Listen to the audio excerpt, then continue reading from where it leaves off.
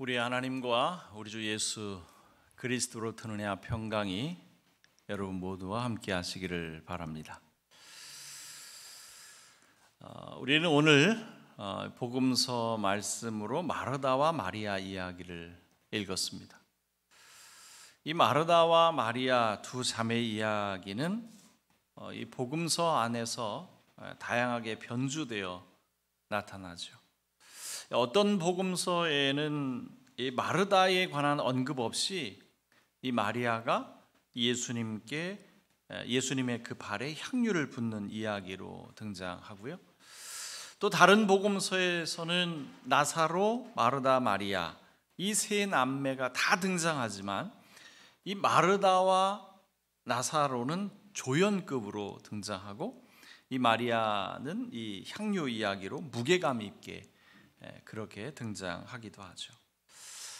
이 종합해 보면 마태, 마가, 요한복음의 이야기는 같은 이야기를 살짝 조금 다르게 전하는 느낌이 있는 반면 오늘 우리가 읽은 누가복음의 이야기는 전혀 다른 이야기처럼 들리는 것이 사실입니다.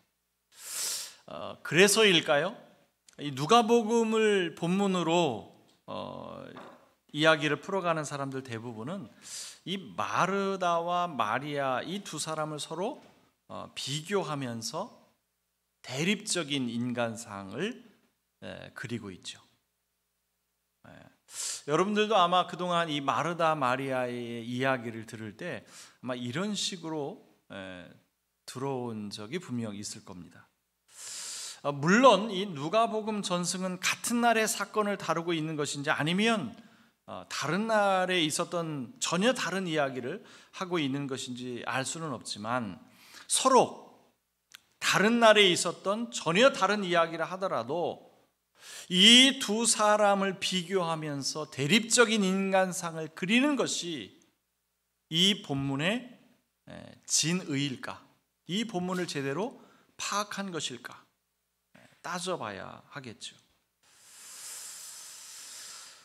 여러분 생각해 보세요. 예수님이 정말로 마르다와 마리아를 비교하면서 한 사람이 다른 사람에 비해서 더 나은 선택을 한 것이다. 더 나은 선택을 한 것이라고. 그래서 비교당한 사람에게 큰 상처를 안겨주셨을까요? 예수님의 인격이 그것밖에는 안 되는 분이었을까요? 이 두 사람을 비교하는 것은 비교하기를 좋아하는 인간의 특성이 반영된 해석이 아닐까요? 예수님은 우리처럼 그렇게 비교하는 것을 좋아하신 분이었을까? 이런 생각을 해보게 돼요. 여러분 두 사람을 비교하면서 대립적인 인간상을 그리는 내용이 뭡니까? 마르다는 예수님을 대접하고자 부엌일을 열심히 하는 봉사의 삶이 몸에 배어있는 사람이고 마리아는 예수님의 발치에 앉아서 말씀 듣는 일에 집중하는 말씀 중심적인 삶을 사는 사람이다. 이렇게 이제 비교하면서 마르다의 그 말씀 중심적인 삶이 더 중요한 것이다. 뭐 이런 이야기 아니었어요? 그래서 마리아는 칭찬받고 또 마르다는 책망받는 이런 식의 해석이 주를 이루고 있다는 거죠.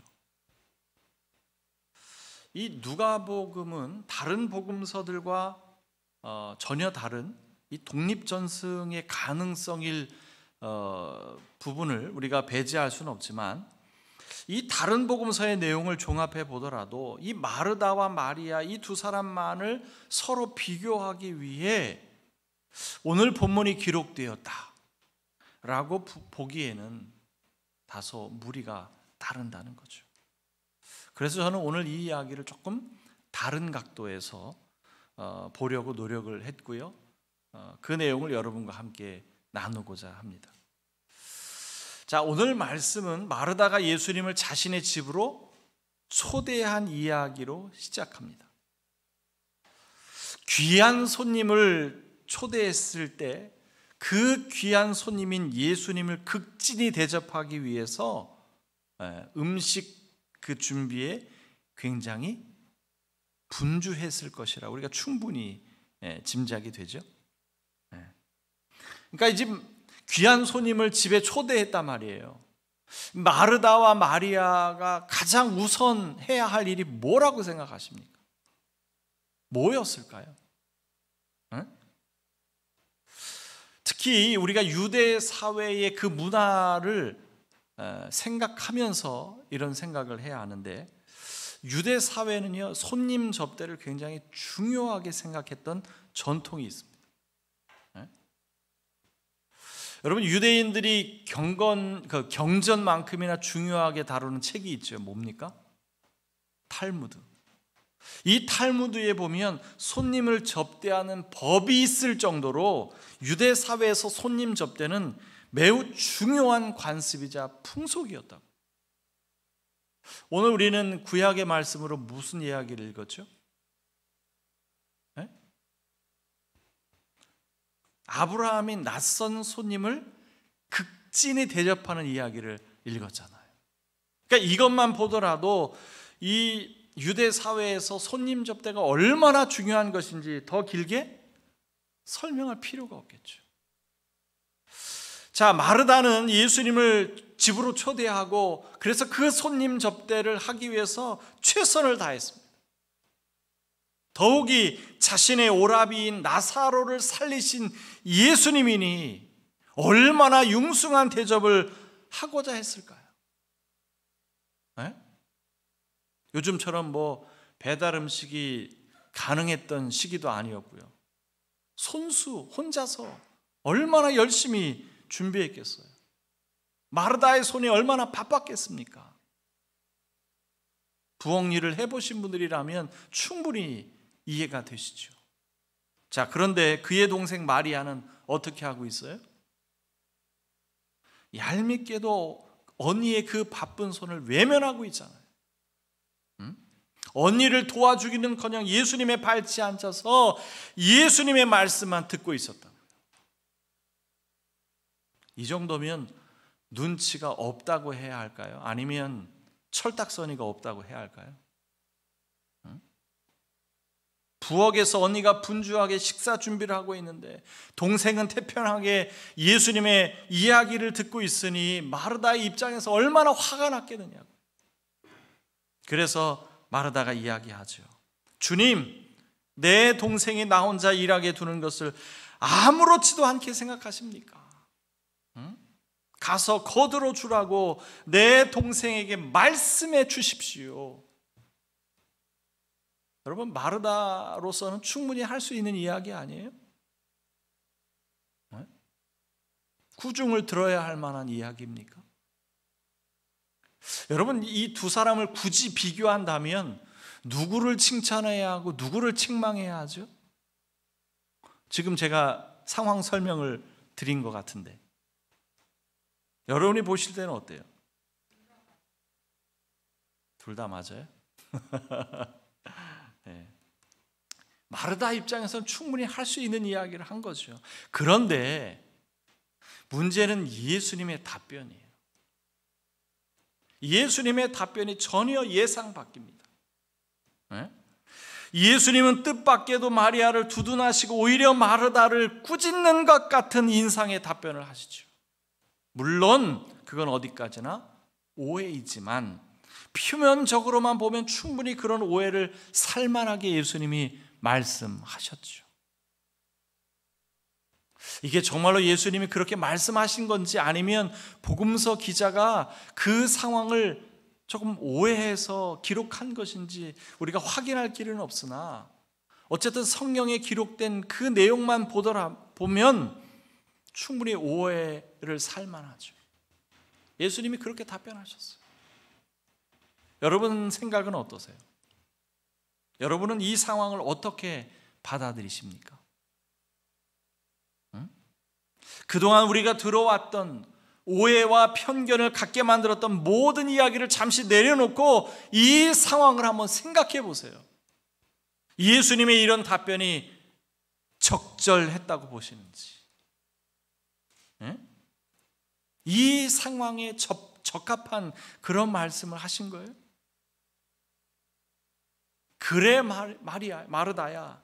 아니, 그래 마리아야. 언니 좀 도와주고 우리 이야기는 우리 식사 후에 다시 하자. 아니, 이렇게 말씀하셨으면 얼마나 좋았겠어요. 안 그래요? 적어도 손님 접대를 중요시하는 유대 사회 문화 속에서라면 충분히 이렇게 말씀하실 수도 있었잖아요. 예수님의 이런 예상 밖의 답변 때문에 설교단 위에 선 마르다는 늘 억울한 인물이 되곤 했죠. 앞에서 말씀드린 것처럼 사람들은 이 둘을 비교하면서 마르다는 마치 마리아에 비해서 영적이지 못한 사람이고 말씀의 중요성을 망각하고 있는 사람처럼 취급했지요. 그러니 오늘 본문에 등장하는 마르다와 마리아 두 사람을 서로 비교하면서 마르다를 억울한 사람으로 만들어도 괜찮을까요?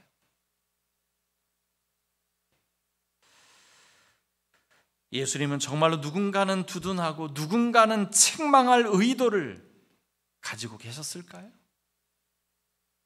예수님은 정말로 이 두 사람을 대립시키고 누군가를 깎아내리려고 하는 의도를 가지고 계셨겠냔 말입니다.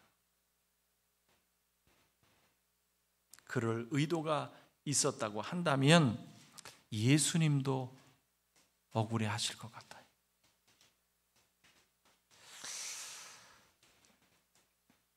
다만 우리는 예수님의 이런 뜻밖의 답변이 어떤 뜻을 담고 있는가 한번 생각해 볼 필요가 있어요. 생각해낸 것은 누구도 자신의 행동 기준을 타인에게 강요할 수는 없다라는 겁니다. 여러분, 마르다와 마리아는 자매지간이지만 서로 다른 성향을 지닌 사람이었죠. 뭐 흔히들 그런 말 많이 하잖아요. 너희들은 한 배에서 나왔는데 왜 그렇게 다르냐? 한 배에서 나와도 형제간에 서로 다른 것은 매우 보편적인 일이죠. 그러니까 마르다와 마리아도 예외는 아니었던 겁니다. 그래서 마르다는 적극적이고 매우 활동적인 사람이었던 반면 마리아는 소극적이고 관조적인 성향을 가지고 있었던 사람으로 보입니다. 그런데 이 나와 다른 성향을 지닌 사람에게 자신의 행동 기준을 가지고 강요하는 것이 온당합니까? 그래요? 자, 지금 마르다는 유대 전통을 충실히 지키기 위해서 예수님을 극진히 대접하고자 했고요. 적극적으로 그 섬김의 모습을 보여준 것은 매우 적절한 행동이었다라고 보여집니다. 다만 마르다의 불평 뒤에는 자신의 행동 기준을 타인에게 강요하는 듯한 그런 인상을 주기에 충분하죠. 나는 왜 이렇게 열심히 하는데 왜 쟤는 왜 열심히 일 안 하는가? 응? 오늘날 교회 안에서도 이와 유사한 사례를 맞닥뜨리는 일은 그리 어려운 일이 아니잖아요. 사람마다 신앙의 유형이 다른 것은 매우 자연스러운 일인데, 그래서 누군가는 말씀과 기도에만 전념하는 사람이 있는가 하면 또 누군가는 교회 안에서 꾸준히 일을 도맡아 하는 사람들도 있잖아요. 서로 다른 성향을 가지고 있는 거죠. 그런데 왜 나는 늘 꾸준히 일을 해야 하고 왜 저 사람은 맨날 말씀 듣는 일만 열심히 해야 하지? 우리 그러지 않나요? 그러니까 서로 다른 부분을 인정하지를 못하는 거죠. 너는 왜 나처럼 봉사활동 안 해? 볼멘 소리를 하게 되고요. 자신의 신앙을 다른 사람보다 더 높게 생각하면서 갖게 되는 그 불평과 불만이 점점 쌓이게 되고 급기야 교회 안에서 분란이 일어나게 되는 거죠. 예수님은 어쩌면 오늘날 교회 내에서 이런 갈등을 예상하신지도 모릅니다. 그래서 이런 질문을 던지고 계신지도 몰라요. 나를 위한 일이 그렇게 많으냐? 응? 나를 위한 일이 그렇게 많아? 여러분, 오늘 본문 말씀 마지막 절을 그 원문으로 보면은요, 우리말로 번역하기가 좀 까다롭게 되어 있어요. 그래서 여러 성경 번역본을 보면 조금씩 다릅니다. 한번 제가 보여드릴게요. 네? 이게 왜 이렇게 넘어가죠? 네. 개역성경, 개역개정이죠. 이렇게 되어 있어요. 몇 가지만 하든지 혹은 한 가지만이라도 족하니라. 마리아는 이 좋은 편을 택하였으니 빼앗기지 아니하리라 하시니라. 개역개정은 이렇게 되어 있고요. 새번역 성경은 이렇게 되어 있어요. 그러나 주님의 일은 많지 않거나 하나뿐이다. 마리아는 좋은 몫을 택하였다. 그러니 아무것도 그것을 그에게서 빼앗지 못할 것이다. 조금 다르죠? 또 공동번역을 볼까요? 실상 필요한 것은 한 가지뿐이다. 마리아는 참 좋은 몫을 택했다. 그것을 빼앗아서는 안 된다. 그러니까 우리 원문이 우리말로 번역하기 좀 까다롭게 되어 있다 보니까 이 번역하는 사람들마다 조금씩 다르게 의역을 한 거죠.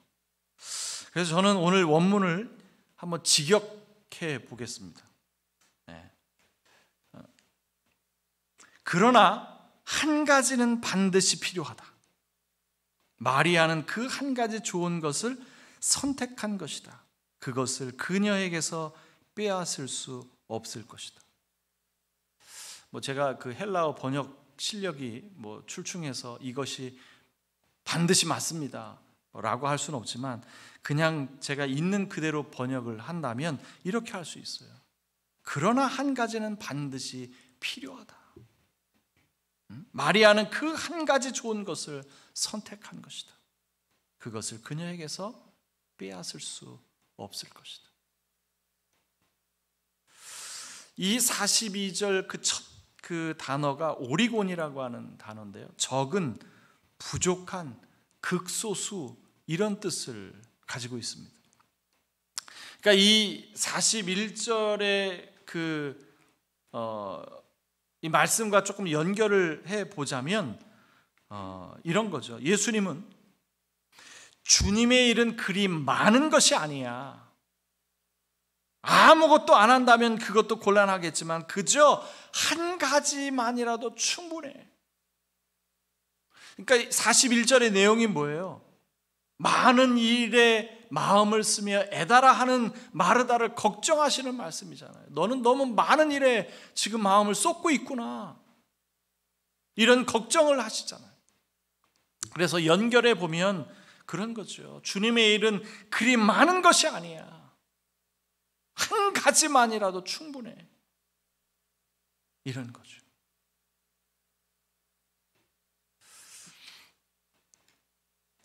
이 제독 철학자 한병철 교수가 쓴 피로사회라고 하는 책이 있는데요. 현대의 우울증을 겪는 사람들이 많이 생겨난 이유는 우리 사회가 규율 사회에서 성과 사회로 바뀌었기 때문이다. 이렇게 진단을 해요. 그러면서 You can do it. 넌 할 수 있어. 라고 하는 긍정적 신호가 우리를 과잉 상태에 놓이게 만들고 그러한 과도한 긍정으로 인해서 자신을 소진하며 자기 착취적 인간으로 내몰고 끝없이 자기 자신을 뛰어넘어야 한다라고 하는 강박에 시달리다가 오히려 아무것도 할 수 없는 우울증에 빠지게 된다는 겁니다. 우리 사회가 우리를 그렇게 스스로 착취하게 만들면서 피로하게 만든다는 거죠. 이 많은 것을 해야 한다라고 하는 과도한 사명감은 오히려 교회를 병들게 합니다. 주일 성수해야 하고요. 전도도 해야 하죠. 헌금도 많이 해서 교회를 크게 지어야 합니다. 봉사도 열심히 해야 하고요. 그래야 교회가 살아있는 것 같고 다른 사람들이 잘 안 하니 내가 해야 할 것 같고 그러다가 피로해지고 내면적으로는 점점 더 불만이 쌓여가고 결국 폭발하여 다른 사람들까지도 힘들게 하는 일이 교회 안에서 비일비재하죠. 주님께 은혜를 받았으니 나도 주님을 위해 헌신하겠다. 얼마나 좋습니까?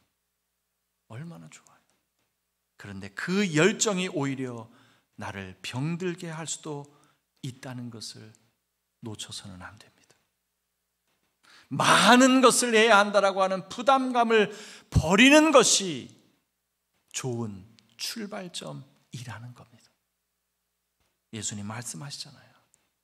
주님의 일이 그렇게 많으냐? 주님의 일이 그렇게 많아? 한 가지만이라도 족하다는 거죠. 한 가지만이라도. 예수님의 이 말씀이 여러분의 부담감을 덜어주는 희소식이 되었으면 좋겠습니다. 할 일이 많으나 일할 사람이 많지도 않은 우리 공동체에서 이런 말씀을 하시면 어쩝니까? 더 열심히 해도 모자랄 판인데 그런 이야기를 하시면 어쩌냐고 하실 분이 있을지 모르겠으나 그렇다고 우리가 예수님의 말씀을 부정할 수는 없지 않습니까? 그래서 드리는 말씀입니다만 우리가 많은 일을 하려는 것보다 더 중요한 것은 예수님을 가까이 하는 것입니다. 마르다와 마리아는 예수님과 가까이 하고자 자신의 집으로 초대했고요. 예수님을 말씀을 듣고자 손님 접대라는 중요한 전통도 망각하는 일까지 하지 않았습니까? 그 일로 인해서 두 자매 간에 불꽃 튀는 전쟁도 있었지만 분명한 사실은 이 마르다와 마리아는 예수님을 누구보다 가까이 하기를 원했다는 겁니다. 주님의 일은 많지 않습니다. 한 가지만이라도 충분합니다. 그 한 가지가 예수님을 가까이 모셔드리는 일이 되면 어떻겠습니까? 모든 지각에 뛰어난 하나님의 평강이 그리스도 예수 안에서 여러분의 마음과 생각을 지킬지어다. 아멘.